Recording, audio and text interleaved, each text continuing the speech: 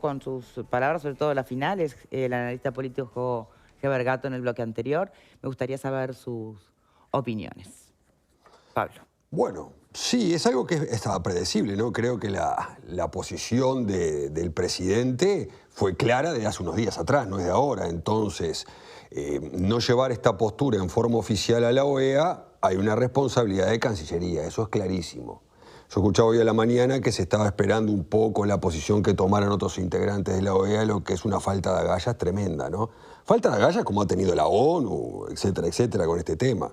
Esperar la posición hasta el último minuto que toma Brasil o que toma Argentina es algo que sinceramente es inconcebible. Es una cuestión de orden. Brasil claramente toma una posición contraria a la que tiene Uruguay, producto del comercio que tiene con Rusia. Porque esto es plata. Esto es plata, pura y exclusivamente dinero. Brasil ha aumentado en un 82-83% con respecto al año pasado la cantidad de exportaciones a Rusia. Por lo cual esto es un tema netamente económico. Le importa poco lo que sucede con Ucrania. Como le importa poco lo que sucede con Ucrania, y creo que no me quiero ir mucho de tema, pero sí quiero decirlo esto. Yo me he dado cuenta en estos días que este tipo de organizaciones, tanto la ONU como la OEA, por supuesto, pero fundamentalmente la ONU, son totalmente inertes, inoperantes con respecto a estos conflictos. Porque lo único que se realizó aquí fueron declaraciones de amenazas, las peores de los castigos, etcétera, y en definitiva no pasa absolutamente nada. Como no pasó nada cuando Estados Unidos invade Irak, en contra de la resolución de la ONU también. Por lo cual la única conclusión que podemos tener acá es que los países miembros originarios de la ONU y los que integran el Consejo de Seguridad hacen y deshacen como quieren. En la región no hay acuerdo. Pregunto en la región, si se trata, porque estuvo presente ese tema acá también, si se trata de un conflicto o de una invasión, ¿no hay acuerdo? ¿Qué pensás, Pepe? Sí, hay acuerdo en la mayoría de los países, lo han catalogado como una invasión. Sí, finalmente. Sí, pero en ese sentido es un acuerdo mayoritario.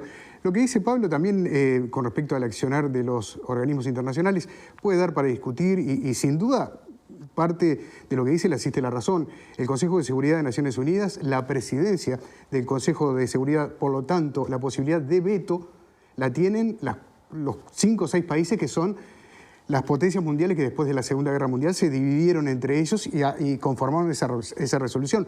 Por eso el otro día, cuando se vota una resolución castigando a Rusia en el Consejo de Seguridad de Naciones Unidas, que además estaba presidido por Rusia, Rusia termina vetándola. Y el resto de los países que conformaban ese Consejo de Seguridad que es rotativo, lo condenan a Rusia y hay 3 países que se abstienen. China, India y Emiratos Árabes Unidos, del cual estuvimos hablando la semana pasada. Se abstiene, no lo condena, por ejemplo. Lo que pasó ayer el otro día en la OEA. Estuve hablando con fuentes diplomáticas, estuvieron a los trotes este domingo en Washington, en la capital estadounidense, donde está la sede de la OEA, tratando de arreglar algo que pidió en forma urgente y con un tono muy alto, o más alto del habitual, el presidente de la República el día sábado, diciendo: arreglen esto, por favor. Todo comenzó el miércoles a raíz de que Guatemala emite una declaración.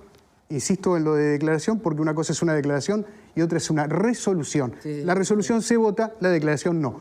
Era una declaración donde vos te podías sumar o no. En este caso, la representación uruguaya en la OEA lee la declaración de Guatemala, la aprueba, pero formalmente la tiene que mandar a Cancillería para decir: les mando esto a ver qué tengo que hacer. La envían, el día miércoles se estudia esa declaración, el jueves se proponen realizar algunos cambios, pero se entiende que en realidad cambios de palabras, en el lenguaje diplomático, inclusive hacerla un poco hasta más severa, más dura, pero se entiende que eso podía demorar la declaración y finalmente Uruguay se retira de ese cambio y se espera la resolución del ministro.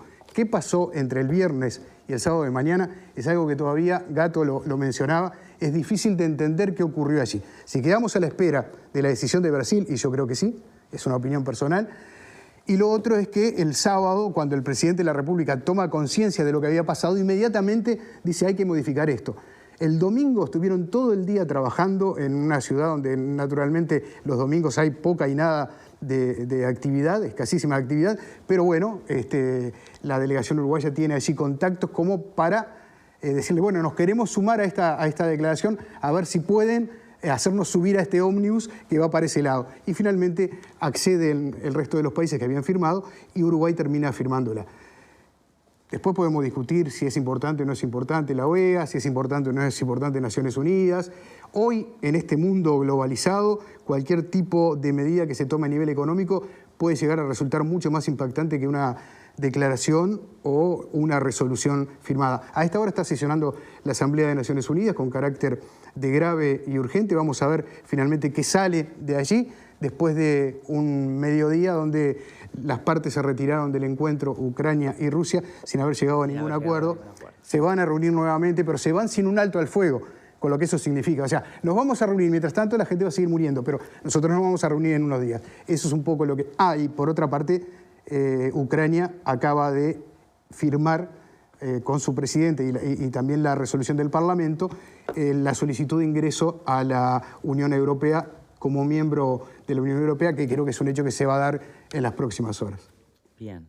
Y que también puede tener consecuencias... Absolutamente. Muy importantes. Muy importantes. Valeria. No, yo creo que en estos últimos días la contundencia del presidente fue mayor que lo que fueron las comunicaciones, digamos, formales de nuestro país. Entonces entiendo que la reacción del presidente ante el error porque yo por lo menos lo catalogo como un error, que podrá tener los motivos que decía Pepe o los que decía Pablo, pero me parece que evidentemente acá hubo una equivocación. Creo que todos estamos aprendiendo como un poco más de lo importante que son hasta los términos que se utilizan en un comunicado y la contundencia que implican en política exterior, ¿no? O sea, creo que esta situación lamentable, evidentemente, ha demostrado cómo cuesta dar un paso, si decís invasión, si decís distintos términos que se utilizan y que uno no mide la gravedad hasta que ahora ves que el titubeo es si nos sumamos porque dice esto, Sí, porque bueno, es mucho más contundente que el anterior. También les pido, por favor, que en este ensayo, en este debate o análisis, no perdamos también la perspectiva de lo que es la política interna nuestra, ¿no? Oficialismo, oposición. Recuerden lo que fue también lograr ponerse de acuerdo sobre una mirada pensando en Venezuela, Sí. ¿no? O sea, esa trampa o ese juego interno que también deja a Uruguay atrás, ¿no? En declaraciones importantes que requieren urgencia. Lo que pasa es que tiene que ver con quiénes gobiernan y quién se siente más cercano a quienes gobiernan al momento de cuestionarlo. Eso sucede cuando se toman estas determinaciones como la que vos decías de Venezuela. Está claro que la contundencia de un lado y del otro... Salvando todas las distancias, Sí, ¿no? Acá por estamos supuesto, hablando de una que invasión, totalmente, por favor. totalmente diferente. Pero en este caso, creo que la propia coalición esperaba una contundencia y que obviamente daban por descontado que Uruguay se iba a sumar a esta declaración, y el que no estuviera generó también el teléfono rojo del presidente sonando seguramente. Más allá de las declaraciones que vimos públicamente, los referentes de los distintos partidos seguramente al presidente le dijeron qué es lo que está pasando acá. Creo que hoy lo que le pesa al canciller es el hecho de que es el segundo error muy grande o grave que ha cometido desde que está. Yo no creo que en estos días veamos que lo remuevan o que cambien, en este caso de canciller. No lo creo, a menos que empiece a generarse una revolución en las redes y empiecen a aumentar los cuestionamientos, porque también hay que reconocer que acá se cobra mucho al grito, ¿no? Si esto empieza realmente a generar una movida de cuestionamiento importante el canciller, tanto de la oposición como de la propia coalición, creo que ahí sí podemos llegar a ver una medida del presidente. No sé realmente si sucederá o no, cómo lo evalúa el presidente en cuanto al error. El anterior fue la otra línea.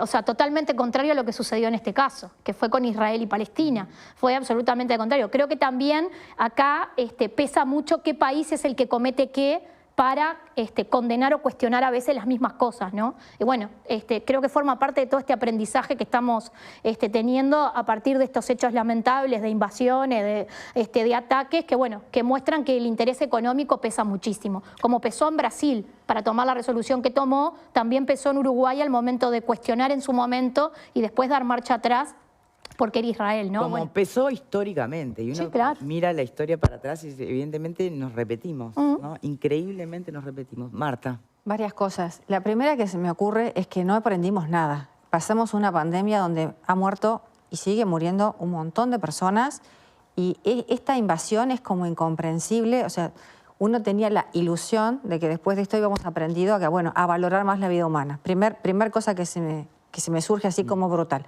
Segunda, me queda claro que a nivel de Europa la opinión de Uruguay es absolutamente irrelevante. A nivel de Europa lo que Uruguay piensa es irrelevante. Más allá de eso, entiendo que sí es grave lo que ha sucedido, porque no insisto, como dijo Valeria, no es la primera vez que se le enmienda la plana al canciller y a nivel internacional la figura de un canciller tiene que estar perfectamente alineado con la política del gobierno y del presidente. Entonces no puede pasar que el presidente vaya por una ruta y el canciller vaya por otra. ¿Que esto ameritaría un cambio? Desde luego que sí. ¿Que el cambio no se va a producir? Yo no lo creo y al menos no se va a producir antes del 27 de marzo. Después habría que verlo porque entiendo que este canciller, por alguna razón, no está alineado con las políticas de nuestro presidente. Más allá de eso, me parece muy triste que Uruguay, para decidir qué hace, se fije qué hacen los vecinos, porque somos un país independiente y el Mercosur acá no tiene absolutamente nada que ver. Entonces, me da un poco como de vergüenza ajena que esté pasando esto, que esté sonando el teléfono, que el domingo tenga que andar corriendo. Sí, pero ojo que también, esto podríamos habérselo preguntado también a Gato, ¿no? La importancia de la geopolítica tantas veces por encima de la autonomía de los países. Piensan nada más, bueno, hoy le comentaba el artículo de Kissinger, claro. No sé si lo leyeron, pero justamente, ¿qué decisión tiene que tomar Ucrania, unirse a Occidente, integrar la OTAN, no, cómo no molestar a Rusia, cómo ir con pies de plomo en un mapa que depende de los intereses económicos? Claro, pero a ver, las sanciones económicas que se le impongan a Rusia no van a marcar nada, porque Rusia va a seguir cobrando porque tiene una larga tradición de contacto que generó con Alemania cuando estaba Angela Merkel. Entonces, el dinero va a entrar a Rusia, no directamente, sino triangulado con Alemania. Lo que le va a complicar es la salida. Yo no estoy de acuerdo contigo, Martita. ¿No? Yo creo que Putin es un bravo guerrero, pero un pésimo economista, pésimo. Las decisiones que tomó y que viene tomando, que yo creo que además ahí Gato acierta nuevamente, entre autócratas y demócratas, no tengo ninguna duda, le erra notoriamente en su percepción de cómo se define una guerra y la maneja al estilo tradicional. Sí, claro. Y hoy una guerra puede definirse hasta por hackers que hagan caer, por ejemplo, el sistema de comunicaciones de Rusia o el de la presidencia de Ucrania. Hoy una guerra se define porque no te dejen volar más aviones sobre tu espacio aéreo, con lo cual te cercenan por completo el turismo, pero también la llegada de mercaderías. Hoy una guerra se determina por un bloqueo marítimo. Hoy los barcos transportan el 90% del comercio mundial. Por eso cuando la pandemia y después se retomó la actividad, el gran problema que había era dónde están los contenedores, dónde quedaron, en qué puertos quedaron, porque se detuvo todo. O sea que el comercio hoy lleva a que un rublo que estaba en 76 pesos por dólar en febrero, a principios de febrero, hoy esté abriendo a 113 y según decían se podía llegar a cotizar hasta 166. Con lo cual eso significa que mucha gente va a empezar a sacar sus ahorros de los bancos, de los cajeros en Rusia, y eso lo que lleva es a un problema interno muy fuerte que es el que no quiere Putin. Está bien, pero ¿lo ponderó? Seguramente, a mí no me lo consultó, seguramente lo debe haber ponderado y muchísimo, pero lo que quiero decir es que se enfrenta con un panorama económico muy fuerte. Pero se enfrenta desde parado desde donde yo te estoy diciendo. Él dice, esto no me va a afectar, al menos no a corto plazo. 600.000 millones dicen que era lo que hay en el Banco Central ruso, previendo que la invasión, además de costar mucho dinero, iba a transformarse después en un acogotamiento de parte de Occidente a Rusia. Entonces sí hay reservas, hay que ver hasta cuánto tiempo, hay que ver hasta cuánto tiempo se extiende. Hay que ver cuánto le tiran. El control de los recursos naturales de Ucrania es muy importante también, ¿no? Sí, entonces, pero para eso necesitas plata. Bueno, pero eso porque no te olvides que una cosa es invadir y otra cosa es quedarse ahí. Bueno, pero a ver, la idea ¿qué es lo que quiere Rusia? La idea es quedarse. ¿Cuál es el interés? La idea es quedarse, porque no sé si la idea es quedarse, capaz que la idea es ir, conformar un gobierno títere y retirarse. Se quedó. Y bueno, pero No, es bueno, quedarse. pero no es quedarse. Se quedó. No, porque el costo, y ahí estaría hablando de un economista bastante inteligente, el costo lo paga en todo caso ese país, que es el que fue invadido y el que tiene que salir adelante. No lo paga Rusia directamente, quedándose en el lugar. O sea, hay múltiples posibilidades que nosotros acá, desde Montevideo, la verdad que difícilmente las sepamos. Pero me parece que el abanico es tan grande hoy. Primero, tampoco es que Putin esté en plena debilidad, está parado en el segundo arsenal nuclear más grande del mundo, ¿no? Sí, claro. Para empezar a discutir. Que ojalá nunca se le ocurra apretar ningún botón, y en eso estamos todos de acuerdo, pero negocia desde una posición de fuerza. Negocia diciendo, yo ya tengo el empezó a botón. plantearlo. Hasta ahora, tanto soldados ucranianos como rusos estaban muy comprometidos en resguardar la zona justamente con todo ese potencial nuclear, ¿no? No sé qué puede llevar a romper ese compromiso. Esperemos Bueno, que nada. lo dijo hoy Putin, o sea, ya habilitó las armas nucleares en el entendido de que estaban siendo, lo que vos decís es Chernóbil, que es otra Sí, cosa, ¿no? sí. Lo que él está diciendo es, y lo dijo en televisión en la mañana de hoy, habilitamos la posibilidad, ante lo que nosotros consideramos ilegítimo, por las medidas que se están aplicando, el armamento para repeler en caso de ser atacado. Siempre O sea, fue un paso más adelante, Ya está. ¿no? Siempre pero él fue un está paso más viendo adelante. cuál es la devolución. O sea, todas estas La medidas devo- están aislando Rusia. No O sea, van a lo que aislar dice- nada, lo que dice Valeria, Rusia, porque cuando esto termine en 5 o 6 días... Económicamente empezaron a aislarlo. Pero, Las está bien, resoluciones pero de la Unión Europea son clarísimas. Esto en 5 o 6 días va a finalizar. Y cuando finalice va a volver todo a su normal orden y va a haber un gobierno títere puesto por los rusos, etcétera, y se va a terminar el tema acá. finalizar, Las sanciones Pablo. económicas van a ir decreciendo y como ha sucedido y siempre en la historia de la humanidad con ese tipo de sanciones que vienen desde Alemania de la Segunda Guerra hasta el día de hoy, siempre terminan en la nada. Van a ver. Yo no le veo Van a ese- ver. yo no le Como veo cuando, ese- como Bueno, cuando se- yo puedo preguntar algo, porque a veces... Pero es la historia que lo dice, no yo, ¿no? la historia lo pero que la historia dice dice es lo otra contrario. cosa. Es otra Todo lo cosa. contrario. dice la historia? A ver. 5 años de guerra, por Sí, ejemplo. claro. Claro. Una Pensá en Europa Medio Oriente dividida. nada más. 5 ¿Y qué años de guerra, pasó? una Europa dividida, ¿Y qué 1000 sucedió? millones de muertos. Eso es lo que dice la historia, Pablo. Sí, y la historia Algo lo que dice que que las sanciones traía económicas se Marta imponen a al los principio, países. para a ver si logramos bajar a tierra. Yo entiendo que este es un programa en el que hay que opinar, que hacen su trabajo, perfecto, cada uno desde su lugar, Pepe desde la investigación periodística, Marta abogada, abogados. Todos tienen derecho a opinar con lo que se tiene, ¿no? Obviamente es lejos. Es lejos. Pero hasta hace poquito el toque de queda en el mundo era una bacteria, ¿no? Era el ¿Qué COVID. pasó? Hoy Ucrania tiene toque de queda. Lo que pasa es que parece que... Y son considerados los que no lo respeten por cualquier motivo, Bueno, pero corren peligro en su propio país. O sea, ¿somos conscientes de lo que vive esta gente? Hay una tragedia aún ¿Somos mayor, conscientes? hay una tragedia aún mayor, y ahí la verdad que yo lo quiero mucho a Pablo, pero sinceramente hay algo que no podemos dejar de ver en la historia y lo que estamos viendo ahora, que es el drama humano. O sea, ya estamos hablando de 200.000 ucranianos que están saliendo por la frontera de Polonia. Niños, niñas, Bueno, mujeres, en su a mayoría eso- porque los hombres se tienen que quedar. tienen que quedar. Esa misma tragedia ocurrió también en la Segunda Guerra Mundial, cuando la gente escapaba de la hambruna, de la guerra, de las bombas, escapaba y se tenía que ir a otros lugares. Vos hoy estás sentado en tu casa, comiendo y mirando la tele, y al otro día estás en una estación en Polonia, tomando un café que te ofrece la Cruz Roja, con tus hijos que te miran y te dicen, ¿Y ahora ¿dónde qué? vamos a dormir Pero hoy? fíjate vos que eso que bien decís, ¿ah? Que fue el origen de la creación de las Naciones Unidas, ¿no? Con aquella, la Asamblea de San Francisco, y no me acuerdo qué más, allá en 1945, se creó precisamente para evitar este tipo de conflictos. Entonces, vengo a lo que decía en el origen. El artículo 1, ¿cuál es? El mantenimiento de la paz, las buenas relaciones entre los países, etcétera, etcétera. Y nada de eso funciona. Pero eso es declarativo. La realidad es la vida Un montón misma. de reuniones y disposiciones de la Asamblea General, etcétera, etcétera, 54 millones de sanciones económicas, todo lo que vos quieras. Pero en definitiva, los países que tienen peso de verdad, como son Rusia, Estados Unidos, China y hasta por ahí, porque Reino Unido y Francia, que integran el Consejo de Seguridad Permanente, el peso es relativo, ninguna sanción es eterna.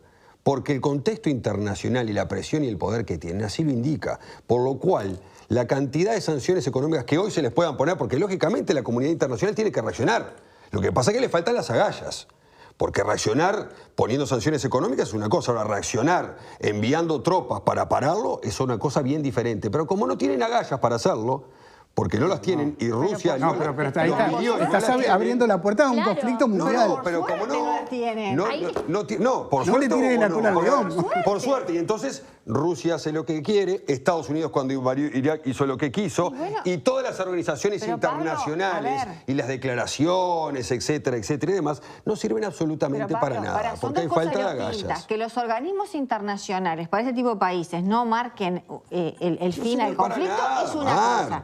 Pero otra cosa es que la gente le falte agallas y mande tropas, no por tienen favor. agallas. Nos desaparecemos todos. Pero esa evaluación que haces vos en realidad, de hecho en la pandemia, como decía Victoria, venimos de una pandemia. En la pandemia, la Organización Mundial de la Salud solucionó el problema de que hay países que no tienen prácticamente vacunas y hay otros que acceden. ¿Eso qué tiene que ver con esto? Que es declarativo. O sea, a ver, la Organización Mundial de la Salud, la ONU, la OEA, en realidad lo que resuelven, sí, sanciones económicas y declaraciones o lo que sea, no van a solucionar los conflictos. Pero está en la Carta de Constitución de la ONU, Pero muchachos, vos estás planteando que la guerra o que el conflicto deje de ser Rusia-Ucrania y se transforme en mundial. Me está comparando la OMS con la ONU, no tiene nada que ver, hecho lo hizo con velocidad. La ONU, en la Constitución de la Carta de la ONU, en el artículo primero, indica que los miembros integrantes de la ONU tienen determinado tipo de obligaciones. Sí. ¿Cuáles son los que no las cumplen nunca? Los 5 miembros fundadores de los 51 países, los 5 miembros fundadores que casualmente integran el Consejo de Seguridad de la ONU. Entre los 15 hay 5 que están seguros. Las sanciones económicas no tienen nada que ver ni con la OEA, ni con la ONU, ni con la OMS, ni con UNICEF, ni con la UNESCO. Son sanciones bilaterales entre países que tienen... El tiempo me va terminando la países razón. que tienen inversiones, por ejemplo en Rusia, hay sanciones en este momento. La parte inglesa que tiene dinero en la petrolera rusa se está retirando, está sacando, está desinvirtiendo, como se suele decir en términos económicos. Fondos también, etcétera, etcétera. Pero ¿cuánto tiempo te crees que Y van a armar Ucrania El tiempo que vos quieras y la plata es tuya. Está bien. No es de la ONU, ni de la OMS, ni de nadie. Pero Pablo, ¿vos sugerís que la solución que es ¿Usted mandar cree que tropas? no? ¿Mandar tropas? No, yo no estoy diciendo mandar tropas, estoy diciendo tener las agallas suficientes, porque cuando se desgarran y todos lloran por los muertos de Ucrania, la invasión, los bombarderos atroces, etcétera, etcétera, no hacen absolutamente nada, porque son simplemente meras declaraciones. Nada más. Condenamos feroz y brutalmente la acción del gobierno ruso, viru. Pero no pasa absolutamente nada. Pero mandar tropas es no aumentar sé si esto. mandar tropas o lo que sea. Hay que ¿Cómo la tener querés agallas solucionar? o no decir nada. Porque además es todo circo. La Unión todo Europea circo. resolvió enviar armas circo, a Ucrania. Todo circo. La ONU, todo circo. Abdala, Bustillo, la OEA, todo circo. No es circo ninguno. A ver, Pepe, por favor. No, a mí me parece que debemos tratar el tema con la seriedad que corresponde, porque ¿Y a vos estamos te parece hablando que no es serio? de gente muerta, de niños muertos, de mujeres, de ancianos, y una cifra que seguramente no debe ser real en estos momentos, de personas que han muerto hasta ahora, y no debe ser para nada real, porque hay un bombardeo en una ciudad en particular. El nombre se me va ahora y no lo quiero pronunciar mal, no es ni Lviv ni tampoco Kiev, pero es la tercera ciudad ucraniana, donde en este momento hay cadáveres en las calles. Hay misiles que se están tirando, hay una guerra entre una potencia que tiene un poderío enorme y que lo está ganando. Lo que sucede es que no se hizo todavía de la capital, pero lo está ganando, porque en el terreno abierto Rusia es imparable. En la ciudad es donde más se le va a complicar llegar. Pero va a llegar. El tema es el costo. ¿Y cuál va a ser el costo de resistir? El costo de vida de esa resistencia, porque ahí es la pelea calle a calle, palmo a palmo. Entonces, la verdad que... Los bombardeos hoy eran todos instalaciones civiles. Sumado, Yarkov, claro. o algo así, creo que era la ciudad que habían bombardeado hoy, eran todos objetivos civiles. Sumado a eso, que vos te retirás de una conversación donde se supone que vas a lograr algún acuerdo sin un alto al fuego, es una derrota para los dos. Termina siendo una derrota para los dos. Y por el otro lado, Ucrania firma una declaración para ingresar a la Unión Europea en el momento que va a mantener negociaciones de paz. Exacto. Es bastante insólito, hay que decirlo, es bastante insólito. Pero por el otro lado, Rusia dice, bueno, nosotros queremos 3 cosas. Reconozcan a Crimea, desmilitaricen Ucrania, que es como decirle a cualquier país, no tengan más fuerzas armadas, no las necesitan. Ya le sacaron las ojivas nucleares cuando le reconocieron la independencia. Ya anteriormente ya se lo habían hecho. Y el tercer punto tiene que ver con medidas económicas. Ninguna de esos 3 puntos rusos, ni los 2 que propone Ucrania, que es un alto al fuego y la salida de las tropas rusas de Ucrania, van a llegar a un punto de acuerdo, lamentablemente. Entonces va a seguir el conflicto y lamentablemente va a seguir grandes habiendo posibilidades muertos. que se amplíe. Entonces me parece que pedir que manden tropas... No, ahora ya está, ahora ya fue. Eso tenías que haberle dicho antes, ¿no? Amenazar con las peores sanciones, etcétera, etcétera, y que no pasó absolutamente nada. Pero lo dijo el propio presidente de Ucrania. Nos dejaron solos. Muchas declaraciones, muchas cosas, todo bárbaro, pero nos dejaron solos. Lo dijo clarito. Lo dijo clarito. Ahora no, ahora ya está. Pero ahora ya está. No es casual que ahora ya firme pasó. ahora. Algunos mensajes insisten en esta propuesta. Es hora de sacar a Bustillo y repatriar al turco Abdala. ¿Qué opinan? Y como que es un poco demasiado, ¿no? Bueno, la posición del presidente siempre fue clara, ¿no? Ahora, porque la política exterior... ¿Tiene credenciales o no? La política exterior de este sí. país no es de Cancillería, la política exterior es de Torre Ejecutiva. Es clarísimo eso, ¿verdad? Por lo cual, no es Bustillo el que puede indicar cuál es la posición o no de Uruguay en cuanto a determinado conflicto internacional. Si bien es el que representa internacionalmente a Uruguay, no es el que manda, clarito ese. Pero le estás dando la razón a Cayani, entonces, que dice que es un ministro que no tiene cartera. No sé si tiene cartera o tiene billetera o lo que tenga, pero la posición es de la calle. Y es del presidente el que representa la posición del Uruguay. Si Bustillo se equivocó, dijo una cosa que no era o tuvo un error grave, lo tendrá que evaluar el presidente. Pero lo va a sacar y quizás pedirle que dé un paso al El presidente ya lo costado. evaluó, pasándole por arriba y comunicando Y tendrá cuál que era dar, qué era lo no que es la, tenía que hacer no es la Uruguay. no es la primera vez que el presidente no le tiembla el pulso para destituir un ministro. No, claro. Si esta es la oportunidad, quizás sí, pero quizás no lo va a sacar ahora, lo va a Hace sacar poco después. más de un mes y medio, no sé si fueron 2, capaz no lo estoy recordando con certeza, creo que era Búsqueda que ponía en su tapa la posibilidad de Bordaberry llegando a Cancillería. También, es verdad. Y Bustillo en un tiempo prudencial se iba a ir. Eso era lo que estaba manejando en su momento como información. no tiene mucho respaldo. Ahora, lo que no entiendo es por qué tampoco, ¿no? Abdala. ¿Por qué Abdala? ¿Por qué ahí mencionan a Abdala? No, la verdad que no lo entiendo.